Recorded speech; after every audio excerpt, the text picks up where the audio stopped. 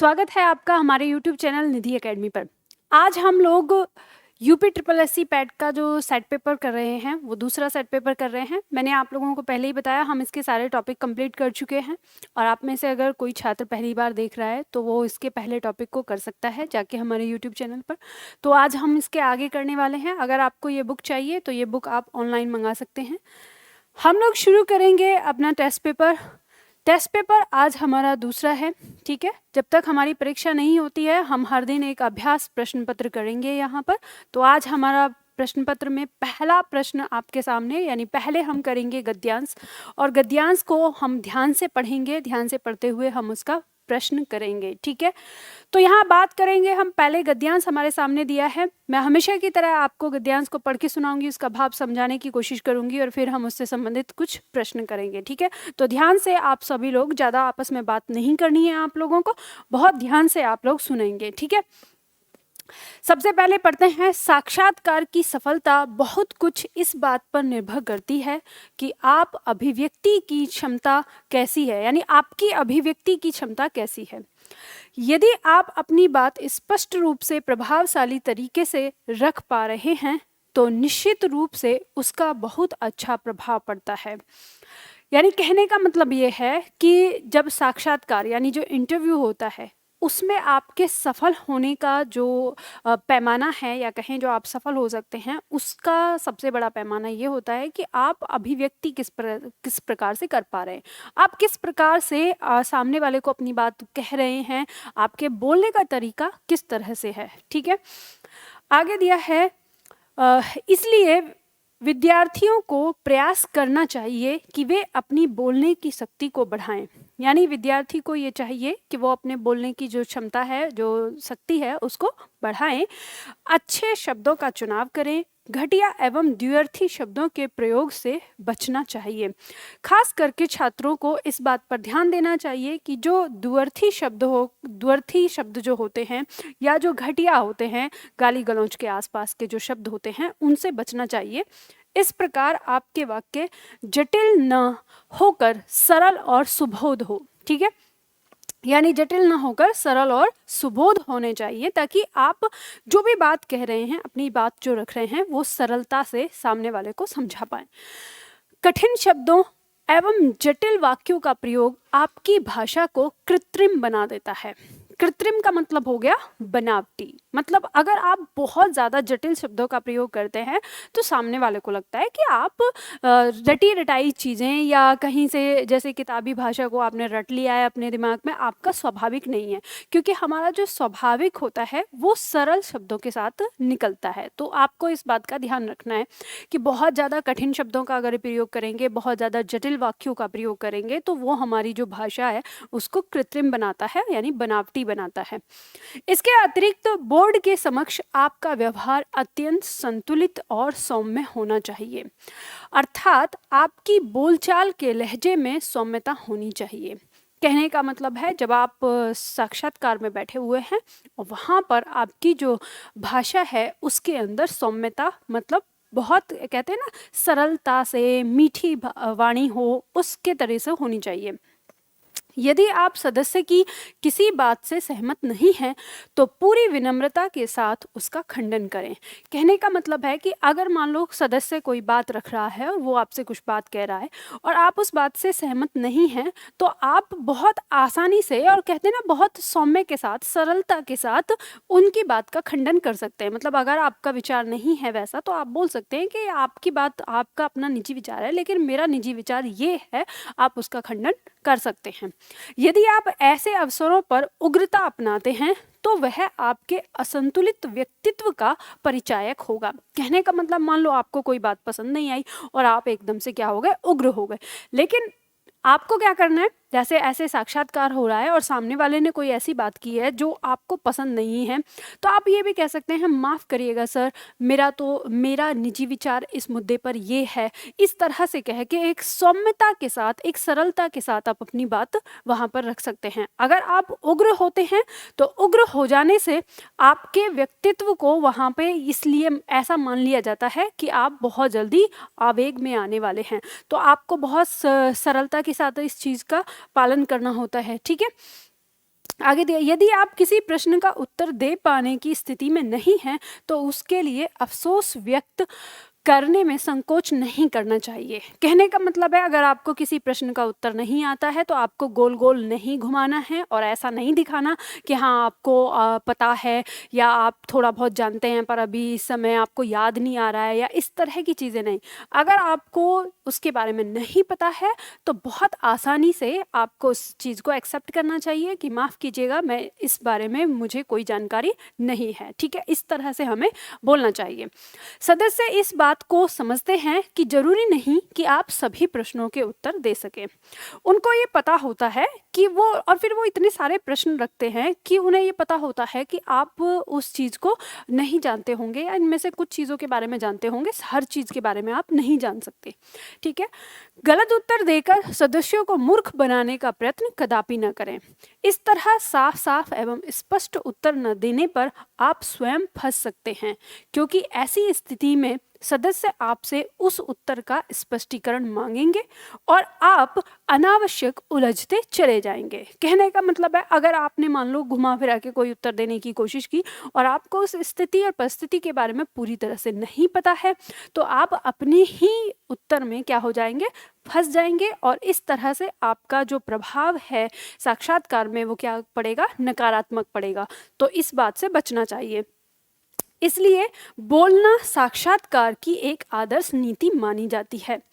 जो जितना अधिक बोलेगा उसकी पकड़ में आने की आशंका उतनी ही अधिक होगी। कहने का मतलब है कि जो जितना ज़्यादा बोलता चला जाएगा उसका असली रंग, उसका असली स्वभाव क्या है, ये पकड़ में आने की संभावना बढ़ जाती है। तो यहाँ पे ये पैराग्राफ हमें ये समझाता है कि साक्षात्कार में हमें किन बातों का ध्यान रखना है और किन चीज़ों के बारे में हमें ध्यान देना है। ठीक है, अब हम इसके प्रश्न उत्तर करते हैं। तो आप सभी लोगों को इसमें साथ देना है कि प्रश्न उत्तर इसके क्या होंगे। तो पहला प्रश्न देखते हैं हम यहाँ पर। पहला प्रश्न है, साक्षात्कार में सफलता के लिए किस प्रकार की भाषा का अभ्यास आवश्यक है। ऑप्शन दिया है यहाँ पर प्रभावशाली वक्तव्य की भाषा, बी ऑप्शन दिया है कुछ जटिल वाक्यों को प्रयुक्त करने वाली भाषा, तीसरा दिया है प्रभावशाली अभिव्यक्ति हेतु कृत्रिम भाषा, या डी दिया है स्पष्ट व सरल सुबोध भाषा। तो आपको पता है साक्षात्कार में सफलता के लिए किस प्रकार की भाषा का अभ्यास आवश्यक है। अब पैराग्राफ में आपको ये बताया गया है कि भाषा कैसी होनी चाहिए, स्पष्ट और सरल होनी चाहिए। ठीक है, तो आप लोगों का जो उत्तर है, अब आप लोगों को देखो, एक बात ध्यान रखिएगा, मैंने आपको पहले ही कहा है मैं बहुत ज़्यादा समय नहीं लूँगी। हम यहाँ पे 15 क्वेश्चन कर रहे हैं और मैं कोशिश ये करूँगी कि हम समझेंगे भी प्रश्नों को कैसे इनको करना है, और हम ये भी ध्यान रखेंगे कि 15 क्वेश्चन तो हम 15-20 मिनट से ज़्यादा का समय यहाँ पर न खर्च करें। तो हमें इस तरह से चलना है। ठीक है, तो आपको ध्यान देना है कि परीक्षा के हिसाब से आपको बहुत जल्दी इसे करना होगा। पर मैं यहाँ पे क्योंकि आपको समझा रही हूँ तो समझाते हुए मुझे इस चीज़ को लेना है, तो हम 5-10 मिनट हमारी ज़्यादा लग सकती है, पर हम कोशिश करेंगे कि 30 मिनट से पहले ही इसको समेट दें ताकि हम अच्छा अभ्यास कर पाएँ। ठीक है, तो जल्दी से आप लोगों ने आंसर दे दिया होगा, बहुत सुंदर। ठीक है, इसका आंसर क्या हो जाएगा, डी हो जाएगा, सरल स्पष्ट व सरल सुबोध भाषा। ठीक है, अगला प्रश्न है यहाँ पर, प्रश्न संख्या 2 दिया है, बोर्ड की बात से सहमत न होने की स्थिति में परीक्षार्थी के लिए क्या आवश्यक है। ये आपको यहाँ पर बताना है कि बोर्ड की बात से सहमत न होने की स्थिति में परीक्षार्थी के लिए क्या आवश्यक है। यानी अगर आप बोर्ड की बात से सहमत नहीं है तो आपको क्या करना चाहिए। ऑप्शन कह रहा है सहमत न होने पर भी सभी तथ्यों को चुपचाप स्वीकारना है, उस बात को तुरंत नकारना है, या बात का विनम्रता पूर्वक खंडन करना है, या इनमें से कोई नहीं। तो आपको पता है कि हमें क्या करना है। अगर हम बोर्ड की किसी बात से सहमत नहीं हैं साक्षात्कार में तो हम बहुत सौम्यता के साथ उसका खंडन कर सकते हैं, यानी अपनी भाषा को बिल्कुल सही रखते हुए। तो इसमें हमारा जो उत्तर है वो क्या हो जाएगा, सी हो जाएगा। ठीक है, बात समझ में आ गई, तो इसका उत्तर हो जाएगा सी।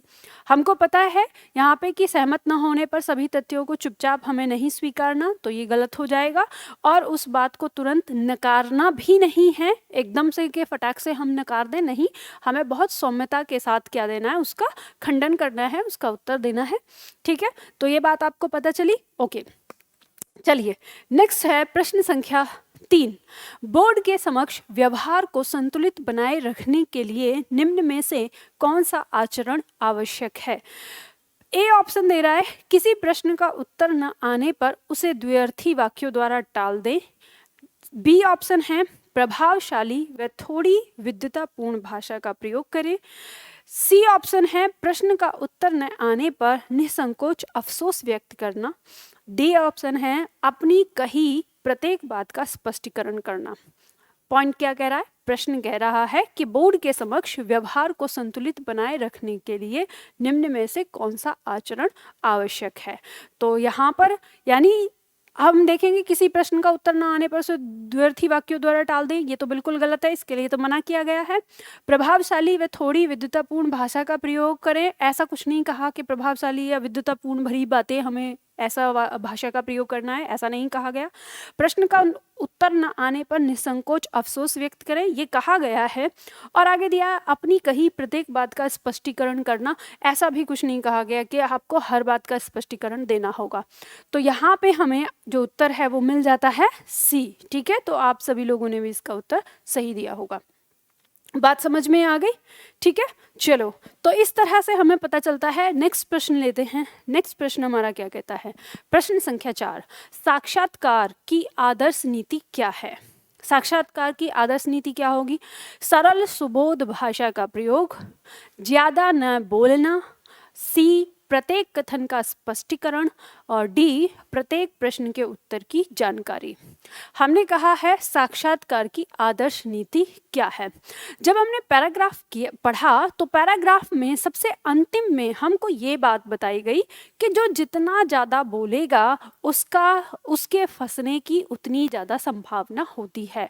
तो कहने का मतलब अगर हम देखें तो इसका सार ये निकलता है कि साक्षात्कार की आदर्श नीति ये कहती है कि ज़्यादा ना बोलें, कम से कम बोलेंगे उतना कम से कम आपका जो व्यक्तित्व है कम से कम समझ में आएगा बोर्ड को, और आप उनको जितना दिखाने की कोशिश करेंगे वो उतना ही समझ पाएंगे। ज़्यादा अधिक बोलने से वो सब कुछ भाप लेंगे कि आप किस प्रकार के हैं। तो इसलिए हमें यहाँ पर जो आदर्श नीति है उसमें हमारा बी आ जाएगा, ज़्यादा न बोलना। समझ गए? बात समझ में आ गई? ठीक है, चलो बहुत सुंदर, आगे बढ़ते हैं। अगला पॉइंट है, अगला पांचवा प्रश्न है, कठिन शब्दों एवं जटिल वाक्यों का प्रयोग आपकी भाषा को क्या बना देता है? हम यहाँ देखेंगे कठिन शब्दों एवं जटिल वाक्यों का प्रयोग आपकी भाषा को क्या बनाता है? सरल एवं सुबोध बनाता है, बनावटी बना देता है, प्राकृतिक बना देता है, या स्पष्ट बना देता है। तो आपने देखा होगा पैराग्राफ में स्पष्ट रूप से लिखा हुआ है कि कठिन शब्दों एवं जटिल वाक्यों का प्रयोग आपकी भाषा को कृत्रिम बना देता है, ऐसा लिखा है। अब कृत्रिम तो यहाँ पर कहीं पे भी ऑप्शन में नहीं है, इसका मतलब वो उसका भाव जानना चाह रहा है। तो कृत्रिम का मतलब होता है बनावटी, यानी जब हम कठिन शब्द और जटिल वाक्यों का बहुत ज़्यादा प्रयोग करते हैं तो वो हमारी भाषा कैसी हो जाती है? बनावटी। क्योंकि कोई भी व्यक्ति अपने जीवन शैली में इतनी ज़्यादा कठिन वाक्यों का प्रयोग या इतने ज़्यादा कठिन शब्दों का प्रयोग नहीं करता है, तो वो क्या हो जाता है? बनावटी जैसे लगने लगता है। तो इसमें आंसर क्या हो जाएगा? हमारा बी हो जाएगा। ठीक है, इस तरह से तो बहुत सरल है, बहुत आसान है, आप पढ़ने के बाद आसानी से इसे कर पाते हैं। ठीक है, चलिए अगला प्रश्न लेते हैं। अब नेक्स्ट आता है दूसरा गद्यांश हमारा दिया है, तो अभी दूसरे गद्यांश को भी समझने की कोशिश करते हैं। तो दूसरा गद्यांश हमारा कहता है कि अनुशासन बाह्य नहीं भीतरी नियंत्रण है। ये देखो ध्यान देना, थोड़ा सा समझने वाला पैराग्राफ है हमारा, हमें इस गद्यांश को समझेंगे। कहा है अनुशासन बाह्य नहीं है, जो अनुशासन की बात करते हो वो भीतरी है। ठीक है, यानी इंसान स्वयं नियम कायदे कानून में जब रहता है तो वो उसका अनुशासन होता है कि मान लो कब उठना है, कब सोना है, कब खाना है, कब पीना है, ये सारा नियम से करने वाला इंसान ही अनुशासित कहा जाता है। ठीक है, तो अनुशासन बाह्य नहीं है या किसी दूसरे पर नहीं है, अनुशासन भीतरी नियंत्रण होता है। वह भीतर से बांधता है, यह भीतर से बांधना धर्म से संभव है।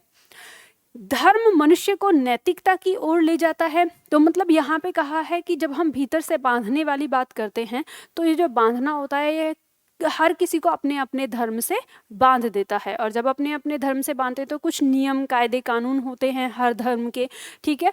तो वो धर्म हमें कहाँ ले जाता है, नैतिकता की ओर ले जाता है। जब हम कहते हैं धर्म कहता है कि आपको पाप नहीं करना चाहिए, आपको सारे पुण्य करना चाहिए, तो क्या है, वो हमें नैतिकता की तरफ ले जा रहा है। आगे कहता है वह व्यक्तिगत और सामाजिक व्यवहार के कुछ ऐसे मापदंड प्रस्तुत करता है जो हमें उच्च संस्कार दे सके। यानी जब हम अनुशासन में रहते हैं, किसी धर्म से जुड़ते हैं, तो वो हमें व्यक्तिगत और सामाजिक दोनों ही स्तरों पर हमें कुछ ऐसे मापदंड हमारे सामने रखता है जिससे हमारे अंदर संस्कार पैदा होते हैं, ठीक है। जिसमें आगे दिया है स्व को पर से पीछे रखने पर ही ये उच्च संस्कार सध सकते हैं। पंक्ति आगे कहती है स्व मतलब स्वयं, मतलब स्वार्थ, ठीक है। स्व का मतलब है स्वार्थ और पर का मतलब है परोपकार। यानी स्वार्थ को परोपकार से पीछे रखने पर ही ये हमारे संस्कार जो हैं वो सध सकते हैं, मतलब हमारे अंदर आ सकते हैं। इसके लिए आत्मसंतोषी और अपरिग्रही होना चाहिए। मतलब ये चीज़ कहा है कि इसके लिए क्या, उन्होंने आत्मसंतोषी, हमें हमारे अंदर बहुत ज़्यादा लालच नहीं होना चाहिए मतलब हर चीज़ पे हमें थोड़ा मिल गया उसमें संतोष होना चाहिए। अपरिग्रह, हमें बहुत ज़्यादा धन दौलत के पीछे नहीं भागना चाहिए, मतलब वो लालच नहीं है मोह माया का हमारे अंदर। तो आगे दिया है आधुनिक शिक्षा हमें आत्मबल नहीं देती। आधुनिक शिक्षा कैसी हो गई है, आधुनिक शिक्षा हमें इन सब चीज़ों की कोई शिक्षा नहीं देती है, वह सूचना मात्र ही देती है। मतलब जो अगर हम आधुनिक शिक्षा की बात करें तो वो हमको अंदर से स्ट्रॉन्ग नहीं बनाती है, हमें बस क्या दे रही है, एक सूचना दे रही है कि ये ऐसा होता है, ये ऐसे होता है, वो ऐसे होता है, हमारे अंदर वो नहीं उतर रही है, ऐसा कह रहा है लेखक का ऐसा कहना है। आगे कहा है साहित्य और कला को हमने शिल्प तक सीमित कर दिया है। मतलब साहित्य और कला जो है उसको हमने केवल शिल्प तक ही सीमित कर दिया, इससे आगे हमने नहीं बढ़ाया या हमने लोगों के जीवन में इसको नहीं उतारा है। हमारा अध्ययन वैज्ञानिक हो गया है। वैज्ञानिकता का अर्थ है विश्लेषणात्मक अध्ययन। यानी कहने का मतलब क्या है, यहाँ पे जो लेखक है वो ये कहना चाह रहा है कि जो हमारा अध्ययन है वो वैज्ञानिक हो गया। वैज्ञानिक क्या कहता है, जो प्रूफ होगा उसको माना जाएगा, जो प्रूफ नहीं होता उसे माना नहीं जाएगा, उसे छोड़ दिया जाएगा। तो यहाँ पे क्या है कि हम उसी वैज्ञानिकता में ही जा रहे हैं।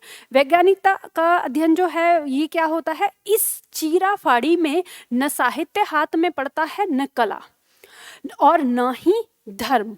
यानी लेखक आगे कहता है कि जब हम ये वैज्ञानिकता के पीछे जो भागे जा रहे हैं, इसकी वजह से हमारे हाथ में ना ही तो साहित्य का ज्ञान आता है कि जो साहित्य हमें जीवन जीने की शैली सिखाता है, जीवन जीने का तरीका हमें सिखाता है, वो हमें नहीं आता है, ना ही हमें कला सिखाई जाती है और ना ही हमें धर्म। अब इससे क्या होता है, आगे हम पर्दी पर ही चक्कर लगाते रहते हैं।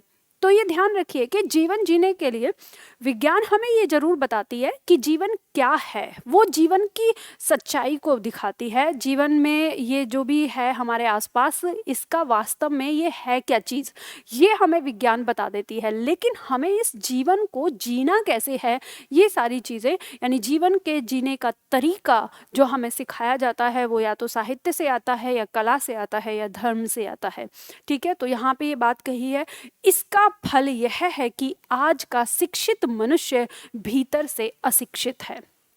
कहने का मतलब ये है कि आज पढ़ा लिखा व्यक्ति जो विज्ञान और इन सारी चीज़ों से पढ़ लिख के बिल्कुल तैयार हो चुका है, ऊपर से वो पढ़ा लिखा है, लेकिन उसके अंदर की बात करें, जो आध्यात्मिक या उसके अंतर मन की बात करें, वो क्या है, वो अशिक्षित है। क्यों अशिक्षित है? क्योंकि साहित्य, धर्म या कला उसके जीवन में नहीं है। इसलिए कहा गया है उसके भीतर एक बड़ा शून्य है जो उसे बार बार कुरेदता रहता है और उसके अहम को उकसाता रहता है। कहने का मतलब अब देखो, जो हमारा साहित्य है या धर्म है या कला है, ये सब हमारे अंदर का, जो मनुष्य के अंदर एक अहम जो होता है ना कि मैं ही सब कुछ हूँ, और इन सारी चीज़ों को वो उसको ख़त्म कर देता है, उसको एक यथार्थ सिखाता है, एक चीज़ें सिखाता है, और दूसरे प्राणियों के साथ घुल मिल के जीना कैसे है ये सब सिखाता है। लेकिन विज्ञान जो है वो उसको सच बताती है, यानी सच्चाई देती है कि ये क्या है। जैसे हम कहते हैं ना कि पानी, तो पानी को H2O बता दिया। अब H2O के इसमें हाइड्रोजन है और इसमें ऑक्सीजन है, और इस तरह से हाइड्रोजन और ऑक्सीजन मिलकर दोनों मिलके क्या क्या बनाती हैं, इस समय पानी बन जाता है। ये सारी चीज़ हमें बता दी कि अब ये दोनों दो गैस हैं और गैस मिल जाती हैं तो पानी हो जाता है। ये सच्चाई हमारे जीवन में बता दी। लेकिन पानी हमारे लिए क्या आवश्यक है और इसकी क्या महत्ता है हमारे जीवन में, ये सारी चीज़ें वो नहीं बताती है।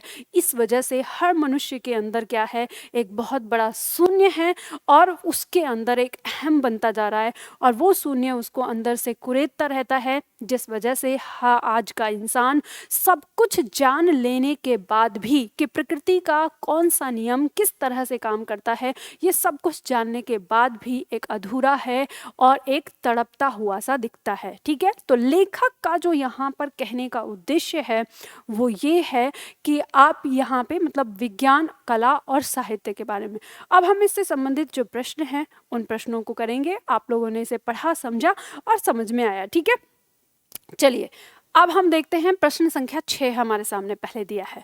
कहा है समाज में धर्म द्वारा अनुशासन इसलिए संभव है क्योंकि वह मनुष्य को मनुष्य से पूर्णता जोड़ता है, बी स्वयं को पर का अनुवर्ती बनाता है, सी मनुष्य को आत्मतोषी एवं अपरिग्रही बनाता है, और डी व्यवहार के संस्कारदायक मापदंड प्रस्तुत करता है। तो अब हमें यहाँ पर देखना है कि समाज में जो धर्म है वो अनुशासन, मतलब धर्म द्वारा अनुशासन किस लिए जरूरी है, वो इसलिए जरूरी है। तो आपको बताना है ABCD, इसमें से आपको उत्तर देना है, आपको बताना है कि किस तरह से होगा।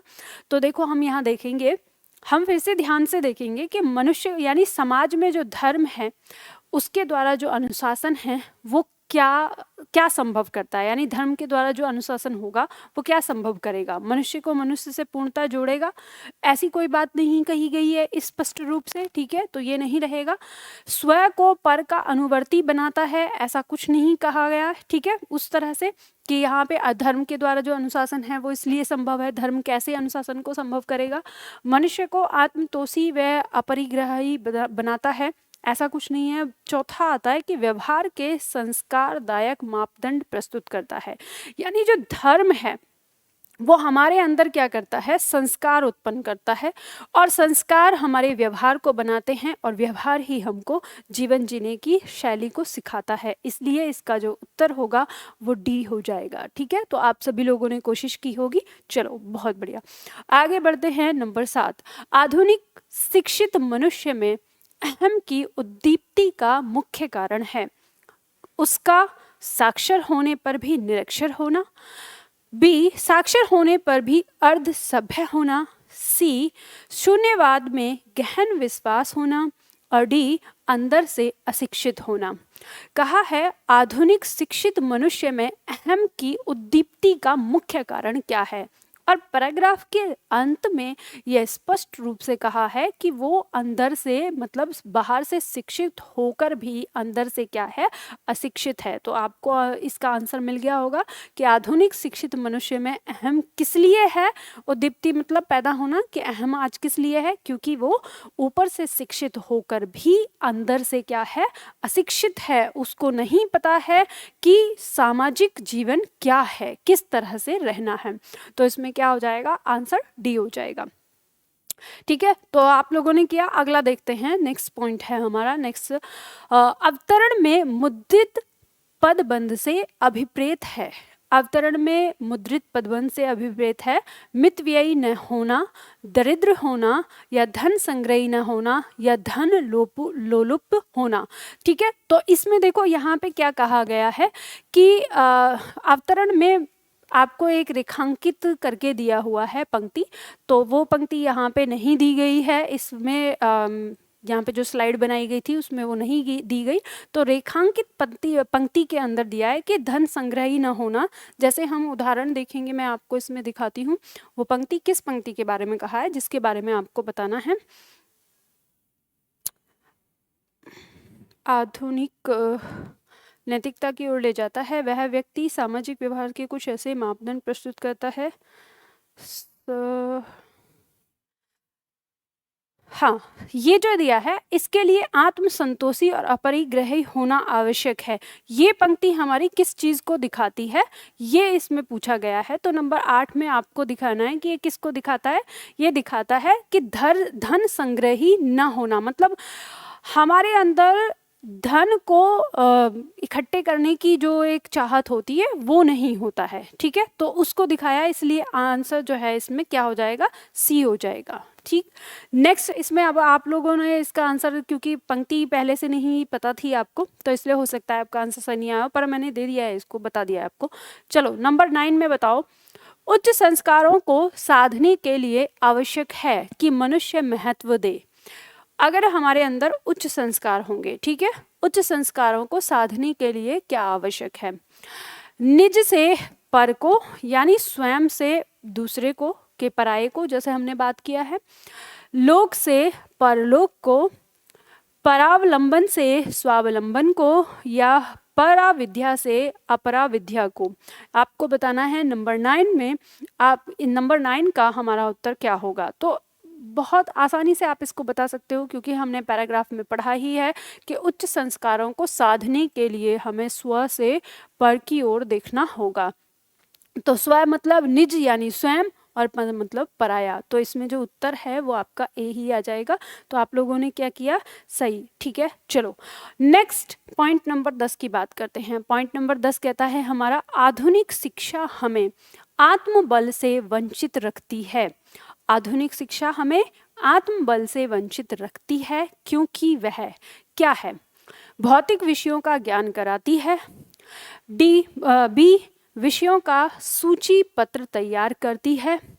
या सी, विषयों की सूचना मात्र देती है। या डी, विषयों की सूची मात्र प्रस्तुत करती है। ये आपको बताना है, यहाँ पर ध्यान देना है। इसने कहा है आधुनिक शिक्षा हमें आत्मबल से वंचित रखती है। आधुनिक शिक्षा हमें आत्मबल से वंचित रखती है। कैसे रखती है, क्योंकि वो हमें विषयों की केवल सूचना मात्र देती है। और पैराग्राफ में हमने नीचे से दूसरी तीसरी लाइन में इस चीज़ को पढ़ा है। ठीक है, कि यानी जो आधुनिक शिक्षा है वो हमें क्या करती है, विषयों की केवल सूचना मात्र देती है। ठीक है, तो इस तरह से हमारे 10 प्रश्न यहाँ पे होते हैं। अब आने वाले जो हमारे व्याकरण से संबंधित प्रश्न हैं हम उनको करेंगे। ठीक है, चलिए अगला प्रश्न लेते हैं हम यहाँ पर। गीता ने सीता से पूछा कि सीता कहाँ चली गई थी। वाक्य का शुद्ध रूप बताना है आपको, यानी ये जो वाक्य है ये इस वाक्य का शुद्ध रूप बताना है। ए ऑप्शन है, गीता ने सीता से पूछा कि तुम कहाँ चली गई थी। बी ऑप्शन है, गीता ने सीता से पूछा कि तुम कहाँ चली गई थी। सी ऑप्शन है, गीता ने सीता से पूछा कि सीता कहाँ चली गई थी। और डी, गीता ने उससे पूछा कि सीता कहाँ चली गई थी।